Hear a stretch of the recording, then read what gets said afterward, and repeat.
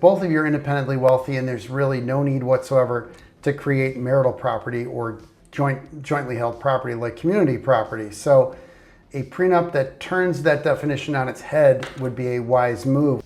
Buckle up, Swifties. Today's tea is hotter than a Kansas City summer game day. First up, Taylor Swift's not just protecting her heart, she's locking down her billions with an ironclad prenup that even Travis Kelce has to salute. And speaking of the wedding, word is the guest list could get the royal treatment, with Prince William and Kate Middleton rumored to snag an invite. I know it's going to be fun to plan because I think the only stressful weddings are the ones where you have a small amount and people are on the bubble. Anyone I've ever talked to. Then over on the Kelce side, New Heights dropped the funniest tree-themed Easter egg that had fans screaming. Meanwhile, Taylor accidentally raised over $1 million for sea otters just by wearing a t-shirt. Icon behavior. Also saw an uptick in $13 donations, which is wonderful. That's like a little thank you from the Swifties, so we really appreciate that. But it's not all sunshine. Insiders say her friendship with Blake Lively has gone cold. And finally, the wedding dress scoop. Apparently, Taylor's going multi-look magic. Or what do you think she should go with? There'll be just one. Ooh. But that would be my guess. Yeah? I would think so. The world's biggest pop star isn't just writing love songs. She's also writing some seriously airtight contracts. Word is, before she and Travis walk down the aisle, Taylor's making sure her $1.6 billion empire stays exactly where it belongs, in her very sparkly hands. Because let's be honest, she didn't spend 20 years slaying stadiums, battling for her masters, and outsmarting music execs just to risk it all on a maybe forever. According to people in the know, Taylor's been on top of this from day one. While everyone else was losing their minds over that viral engagement post, her lawyers were apparently already buried in prenup drafts thicker than a fantasy football playbook. Insiders say the document covers everything: her music rights, trademarks, real estate empire, and all the Taylornomics that make her a walking Fortune 500. It's being described as ironclad, which is Swift speak for don't even think about testing it. Travis, though, totally chill about it. The guy knows what's up. He's no broke rookie. He's sitting on his own $70 million, running a podcast, brand deals, and a mustache that could probably get sponsorships of its own. Sources say he's all for the prenup, seeing it as smart and fair. Translation? The man respects that his fiance's wallet has more commas than his stat sheet. But here's the kicker. Taylor's even making sure her creative freedom's protected. Apparently she's building in a clause that lets her keep writing songs about her man without any courtroom drama. Because, come on, the woman's entire brand is heartbreak alchemy. Speaking of which, while Taylor's lawyers are busy drawing up her Don't Touch My Billions blueprint, she's crafting the ultimate wedding guest list. And apparently it's so high profile it could double as a royal summit. Taylor's planning to invite none other than Prince William and Kate Middleton to her big day. Yep, we've officially reached the part of this love story where the NFL meets the actual monarchy. Somebody alert Buckingham Palace, we're going Stadium Royal. Insiders say Taylor and William go way back, like a whole decade of swapping sweet notes, mutual admiration, and the occasional "Hey, how's the monarchy doing?" text. The man even celebrated his 42nd birthday, jamming to Shake It Off at her Wembley show with Prince George and Princess Charlotte, which, let's be real, might have been the most wholesome royal moment since tea and scones were invented.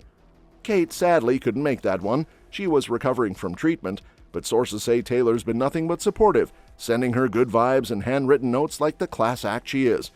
Now, when it comes to the wedding itself, apparently Taylor's aiming for royal ball meets Grammy after-party energy.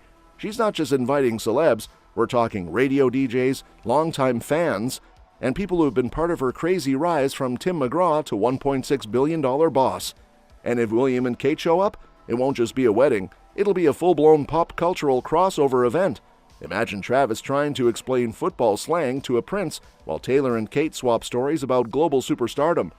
While Taylor and Kate are probably swapping royal wedding inspo words, over on the Kelce brothers side of the internet, things have taken a hilariously botanical turn. Yep, the guys behind New Heights decided to spice up their social media banner, and let's just say it's giving Family Forest. Because if Taylor's dropping lyrics about Travis like Redwood Tree in her hit song Wood, you know Jason and Kylie weren't going to let that one slide. Apparently Kylie Kelce, queen of subtle trolling, updated her Instagram bio to read, "Big fan of Japanese maples," which sounds innocent until you realize she's totally winking at Taylor's Redwood line. Who are we kidding? Wood. Great song. Do I need that much detail? Specifically about my brother-in-law? Within hours, the New Heights team caught the joke and ran with it, updating their header image to include a red tree next to Travis and another beside Jason. Instant meme gold. The internet lost its collective mind faster than Swifties spotting an Easter egg.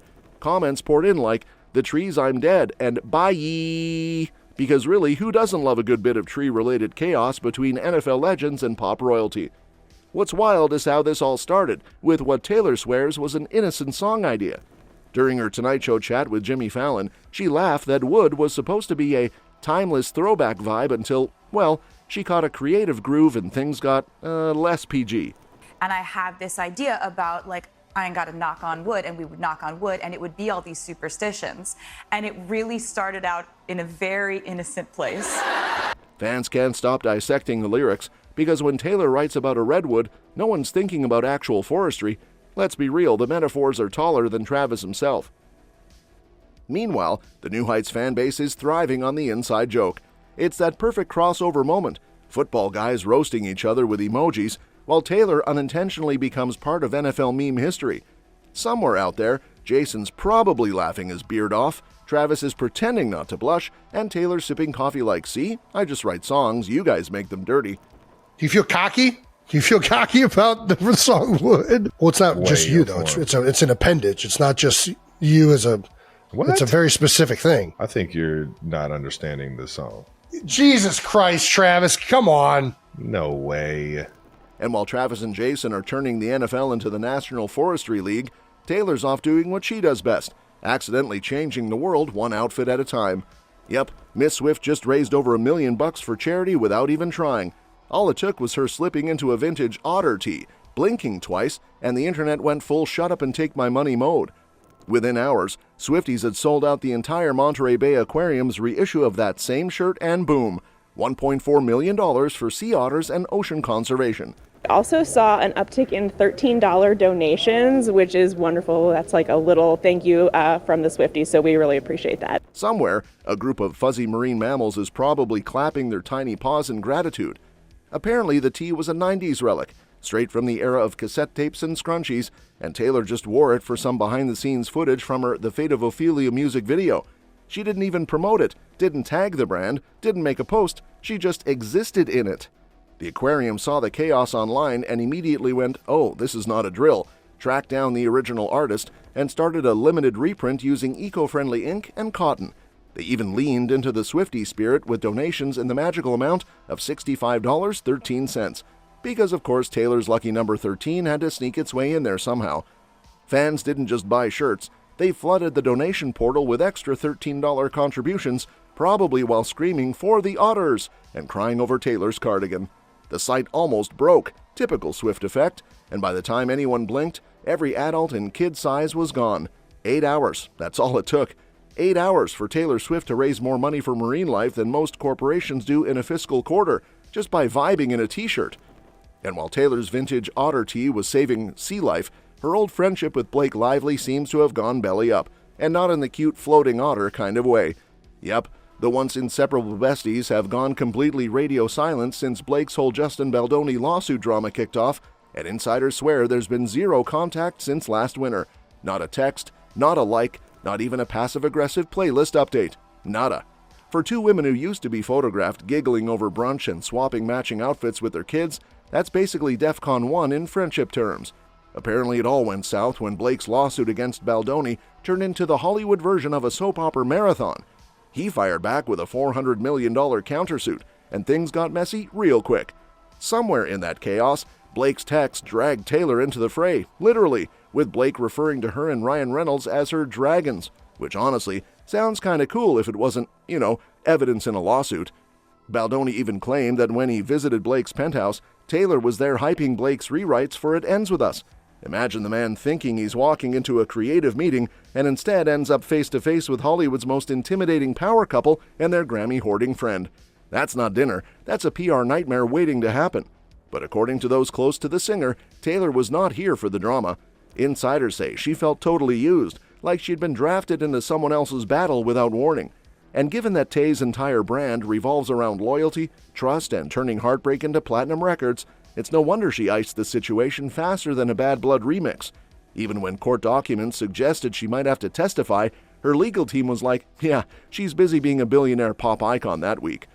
And while Taylor's been dodging courtroom drama like it's dodgeball finals, her next big decision is a lot more sparkly: the wedding dress. Yep, it's finally happening. We're talking tulle, lace, sequins, and probably a touch of witchy folklore magic. Ever since she dropped that engagement bomb with Travis, the internet's been in full detective mode. People zooming into her nails, decoding emojis, and acting like her closet holds the nuclear codes. But now there's an actual breadcrumb trail. The queen of Easter eggs isn't stopping at one gown. Insiders are convinced Taylor's pulling a why choose moment, because when you've got 12 eras and $1 billion wardrobe budget, one dress just isn't going to cut it. Or what do you think she should go I with? think there'll be just one. Ooh. But that would be my guess. Yeah, yeah. I would think so. Taylor, I think, will be in lace of some sort. I don't know. That's my prediction. Insiders claim she's giddy about the wedding planning phase, giggling with Travis every time they drop the word fiancé like it's still a punchline. It's chaotic, romantic, and exactly the kind of whirlwind we'd expect from Pop's reigning monarch and the NFL's favorite tight end. That's all for this video, folks. We'll see you next time.